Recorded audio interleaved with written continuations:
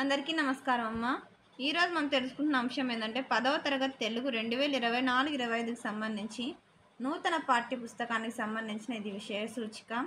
విషయ సూచికతో పాటు ఈ విషయ సూచికలో ఏ పాఠ్యాంశాలు ఉంటాయి, దాని ఇతివృత్తం ఏంది, దాని ఏ ప్రక్రియలో ఉంటుంది, దాన్ని రచించిన రచయిత ఎవరనేది ఈ విషయంలో ఉంటుంది.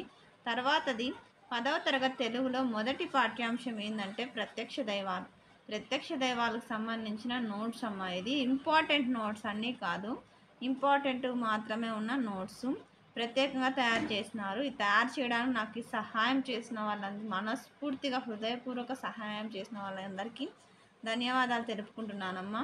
ఇది మీకు అందజేయాలనే ఉద్దేశంతోనే మీకు నేను ప్రిపేర్ చేసి ఇది అందజేస్తున్నాను. నాకు ఇది మీకు అందజేయడానికి సహాయం చేసిన వాళ్ళకు పేరు పేరున మనస్ఫూర్తిగా హృదయపూర్వక ధన్యవాదాలు తెలుపుకుంటున్నాను. మీరు స్క్రీన్ షాట్స్ తీసుకోండి.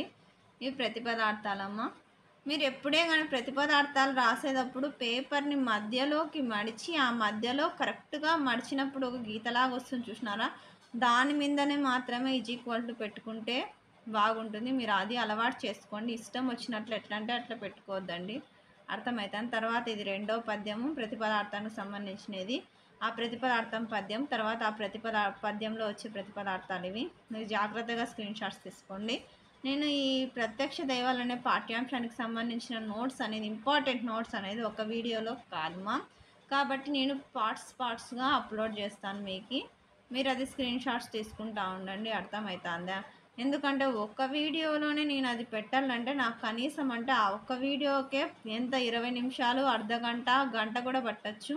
తర్వాత ఏమంటే పద్యం ఇస్తారు, ఆ పద్యానికి సంబంధించిన ప్రశ్నలు ఇస్తారు, దానికి ప్రశ్నలకు జవాబులు మీరు పద్యాన్ని చదివి ఆన్సర్లు రాయాల. ఇంకా పేరాగ్రాఫ్కి సంబంధించినవి అవన్నీ ఉన్నాయన్న, పేరాగ్రాఫ్ ఇచ్చి పద్యాలు క్వశ్చన్స్ రాసేటవి అన్నీ ఉంటాయి. అవి తర్వాత వీడియోలో చూద్దాం. అందరికీ ధన్యవాదాలమ్మ. ఇంకా మంచి ఛానల్ సబ్స్క్రైబ్ చేసుకున్న వాళ్ళు ఎవరంటే దయచేసి సబ్స్క్రైబ్ చేసుకొని లైక్ చేసి షేర్ చేసి మీ ఫ్రెండ్స్ రిలేటివ్స్ అందరూ సబ్స్క్రైబ్ చేసుకోమని చెప్పండి. అందరికీ ధన్యవాదాలు.